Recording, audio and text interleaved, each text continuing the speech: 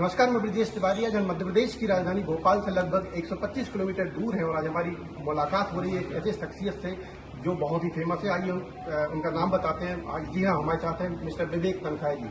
आइए उनसे कराते हैं मुलाकात और जानते हैं कि पूरे भारत और मध्य प्रदेश के साथ साथ लोकसभा में उनकी चुनाव को लेकर कैसी तैयारी चल रही है। हमसे विवेक जी, हमारे चैनल में आपका स्वागत है। Thank you. आप कैसे हैं? मैं ठीक हूँ, धन्यवाद। 2024 लोकसभा की बहुत जोर शोर से तैयारी चल रही है। आपका सागर आगमन हुआ, कैसी तैयारी चल रही है? नहीं, तैयारी तो अब क्या है, तो चुनाव स्टार्ट हो गया है और पहला चरण आज स्टार्ट हुआ है। सुबह मैं वोट दे के आया हूँ। जब मैं वोट देने गया था तो मुझे लगा कि लोगों को उत्साह है। मैं तो सुबह 8 साढ़े 8 बजे पहुँच गया था।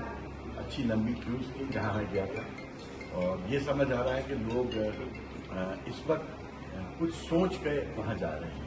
ऐसा नहीं लगा कि कोई भीड़ आ गई है, ऐसा लगा कि लोगों के चेहरे में ये एक नज़ारा दिख रहा था कि कुछ सोच में है लोग। हो सकता है वो सोच में है कि हमारा प्रजातंत्र बचेगा कि नहीं बचेगा और बचाएंगे अगर हम लोग इसको वोट दें। दूसरा सबसे बड़ी बात है कि जिस प्रकार से विपक्ष को खत्म किया जा रहा है तो अगले चुनाव तक विपक्ष रहेगा कि नहीं रहेगा। और तीसरी बात, कब तक जो जुमलों की जो बातें चल रही हैं, जुमलों की जो सरकार है, कब तक इन जुमलों को हम सहन करेंगे। कुछ मुझे ऐसा नज़ारा दिखा और मेरे को लगा कि जब मैंने बैलेट बॉक्स की तरफ देखा तो मुझे लगा ये बैलेट बॉक्स में कितनी रोशनी है और कितना उत्साह है लोगों को इसको देख के। मेरे को तो ऐसा लग रहा है कि वे heading for vote for change. और मैं घोषणा कर सकता हूँ कि मध्य प्रदेश में लोग अलग अलग आंकड़े देते हैं।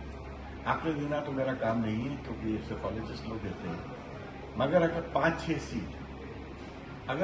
सीट मध्य प्रदेश में निकल रही है, इसका मतलब देश में सरकार बदल रही है। भाजपा का कहना है कि इस बार 400 पार।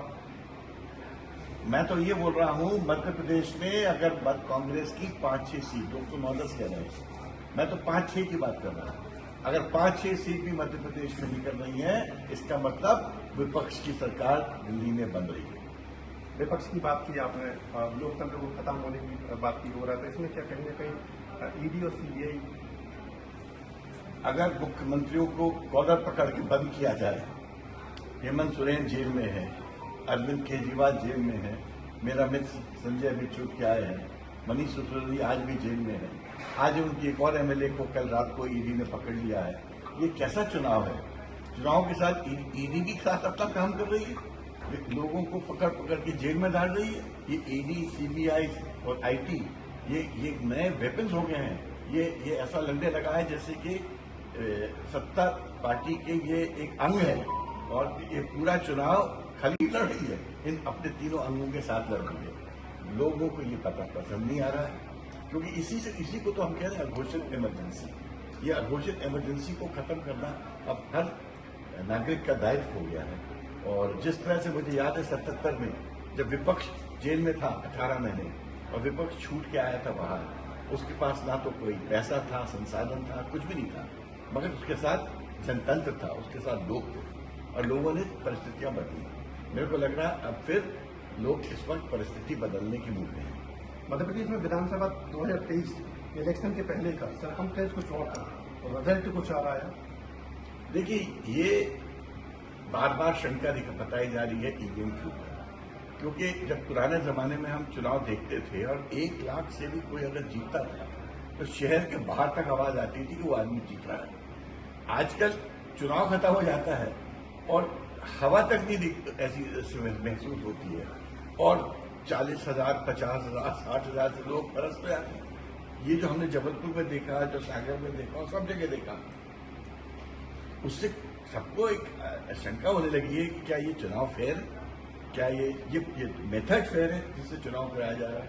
क्योंकि अगर आवाज नहीं आ रही है किसी के जीतने की और वो 60,000 से जीतता है एक छोटे से एमएलए कॉन्स्टिट्यूएंसी में, इसका मतलब कि हमको किसी ने वोट ही नहीं दिया है। क्या ऐसे वक्त भी जनता बोलती नहीं है कि हम किसी को जिता रहे हैं? तो जो परिस्थितिवश जो हमने स्थितियां देखी हैं उससे ईवीएम पे काफी शंका बनी हुई है। बट मुझे होप है और ट्रस्ट है कि इलेक्शन कमीशन ऐसा कुछ होने नहीं देगा। अगर ये स्थिति बनी रहेगी तो मेरे को तो भय है कि पता नहीं इस देश में आगे क्या होगा। ईवीएम के बारे में आपने बात की, सुप्रीम कोर्ट के बहुत बड़े वकील डेफिनेटली अपोजिशन में रहते, क्या आपकी साइड से तैयार होगी इससे?